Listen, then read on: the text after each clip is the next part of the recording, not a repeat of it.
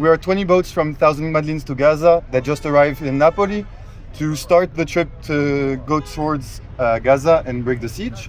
But at the same time, we are making stops because this mission isn't about sailing, it's also about raising everybody and getting people to mobilize. And what we are trying also to do is give strength to our friends from USB, from CGT, from other unions and the ground mobilization, so that we can collectively start to focus on weapons trade and weapons armaments. While our friends were sailing, I was driving from Marseille to here, and we see a lot of trucks, a lot of transport going on. And you can only wonder how many of these have weapons that are going to ports and that are going to contribute to genocide. And this is something on land that we can do, that we can act. We can stop trucks, we can block factories, we can do strikes, we can act in different ways and manners, however every organization is used to acting, in order to together, collectively, pressure this weapons trade that is the root system of genocide that's in our countries, to break it. And so the Flotilla has an objective to bring visibility to all the organizations that already do this for years. So we help land get tempo back and break the root system of genocide in our countries. The situation is worse right now because Israel is unleashed. They're killing people from Lebanon to Iran. But at the same time, the real question isn't the risk, it's the political impact of what we are doing. And today we want to use these flotillas to give strength to the land. Last summer, the big difference was that the land was carrying flotillas. There was the mobilization, there was Genoa, there was USB, there was everybody rising. This time the land is down, so the job for the flotillas is how do we do things to help the land rise? Before we move on, how can we make the mobilization on the ground be stronger? How do we feed the land? And then we will talk about the risk, but the risk is not the most important. It's how do we break the root system of genocide in our countries. I have family in the USA that's Zionist, so it was easy to also have debates and be against this pretty quickly, because when you inform yourself, things are pretty clear, and things didn't start in 2023.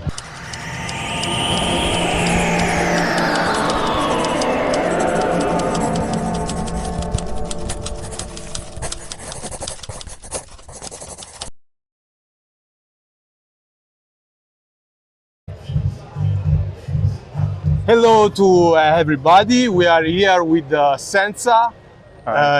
He will join soon the mission on the 1,000 Madleens to Gaza. Actually, you already joined. We are in Naples. Today is 11th of April 2026.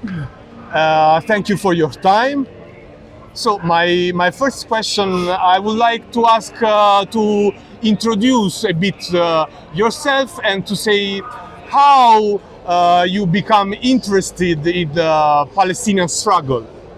Okay, hi. So I'm Senza from 1,000 Madleens to Gaza. And so how did I come into the Palestinian struggle?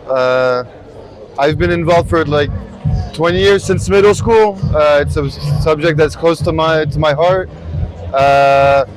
From the times when they were building the wall of apartheid after Iraq in 2005, 2006. So today it's been close to me, so I don't know how, I mean, I have family, I grew up in very mixed neighborhoods, I have family in the USA that's Zionist, so it was easy to also have debates and be against this pretty quickly, because when you inform yourself, things are pretty clear, and things didn't start in 2023, the genocide has started for decades, so it's been pretty clear for almost all my life, and now it's just like active phase. Like Ilan Pape, he talks about incremental genocide. Exactly. That started actually with the Nakba, maybe even before. 100-year project, 120, 30-year project, yeah. And another question is about the origin of the 1,000 Madleens to Gaza, because Madleen was the name of another boat. Yes. And a fisherwoman. And there was a journalist, Pisan, who was connected with this boat that was stopped in international water by the pirates that called themselves IDF. And what do you want to ask to the people from the ground? How we can support your mission? So there's two questions. The first one is around 1,000 Madleens. So yes, it was the Freedom Flotilla mission in last June that was named Madleen. Madleen is after a fisherwoman that is right now in Gaza. So when they got kidnapped, the street back then, there was a mobilization and things came and people were like, okay, they can stop one. What happens when if we send 1,000 Madleens to Gaza? So that's kind of like how it started, and then citizens and people just united together to organize the mission last summer. And so this is the second wave. And then for the ground mobilization, this is a key question for us. And I think this time there's two things. So how do mobilization support the flotilla, but how does the flotilla support the mobilization? And what did the mobilization focus on? And typically last time the mobilization was on letting the flotilla go through, but we think, which is great, but at the same time the mobilization and why the flotilla is happening is to pressure the root system of genocide in our countries. So what we are trying to help out is for the mobilization to focus on the weapons trade in our countries. Here there's Raffaele that produces weapons. There's 30% of the Iron Dome and the F-35 that is produced in Europe. That means if we started disrupting this, we disrupt directly the airplanes that are dropping the bombs in Gaza, in Lebanon, in Syria, in Iran. The bombs that are being dropped, 1/3 of them are produced in Germany. So if in Germany they stop this, it's 1/3. Ramstein Air Base, this is where all the weapons go through.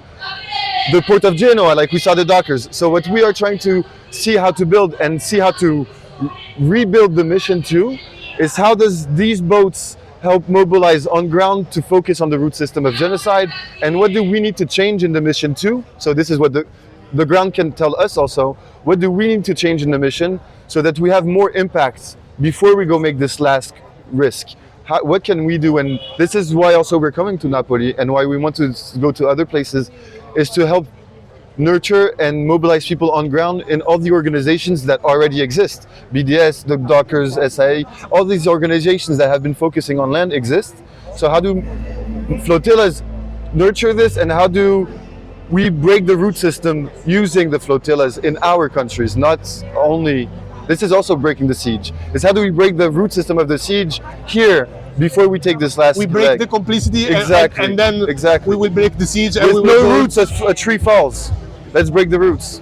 And last question. What do you want to say to people, especially people who are not activists, who don't care about politics? I mean, politics in a very broad sense. And these people maybe think that protesting is useless, that the mission is useless because powerful people will do whatever they want and nothing is gonna change. What do you want to say to these people? So there's different facets of this answer, I think. First, things don't change, but things never changed until people did something about it. The people that had rights, women's rights, they didn't have rights until people did something about it. So things don't change because they won't change in our interest until we start doing something about it. Today, the world is sick of this shit. If we unite, we can tear down these billionaires. I personally think the guillotines need to come out because they don't listen to us anymore. They're creating wars in Iran and other countries that are fucking up our ways of life for their own interests. So things change when people make them change, and I think right now we're at a moment of collective pressure that if we spark it, then it could blow up and we can change things. So I think that would be the main message. And then I think we need to remember that the main reason why things don't change is people don't move. And if we don't move, things don't change. And it's a circle that feeds itself this way, and it breaks at the moment where you do something about it. And it's maybe a strike is useless, then go block something, go talk to somebody, exchange with people that disagree, go in your business, talk with people and make them open their mind, and then mobilize with them in a way that seems useful to you, because there's not just one way of action and everything is needed to make a change. There is anything else you would like to add? Free Palestine, and just fucking mobilize in your cities.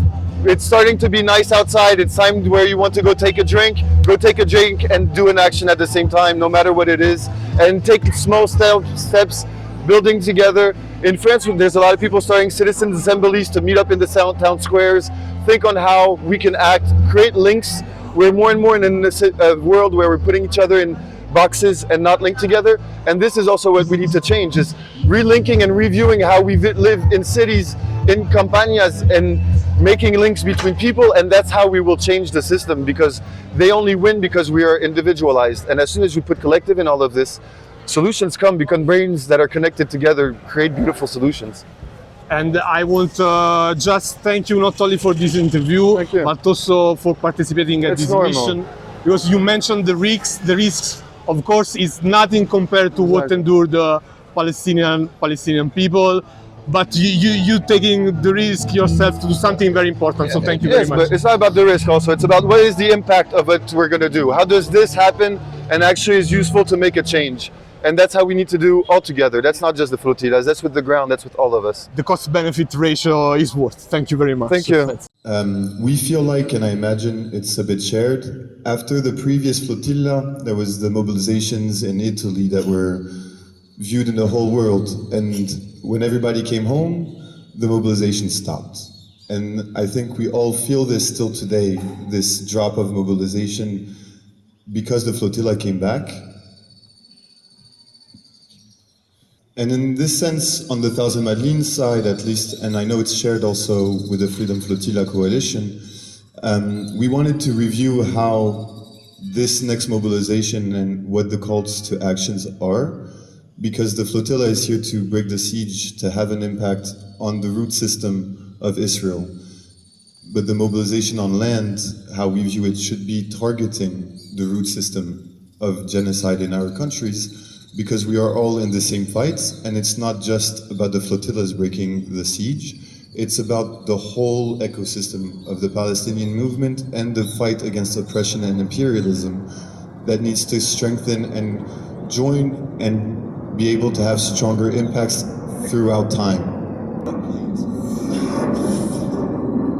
And so in that spirit, what we've been envisioning and what we would like to help build together is a focus of the whole movement of mobilizations on the weapons supply chain, the root system of genocide that is within our countries.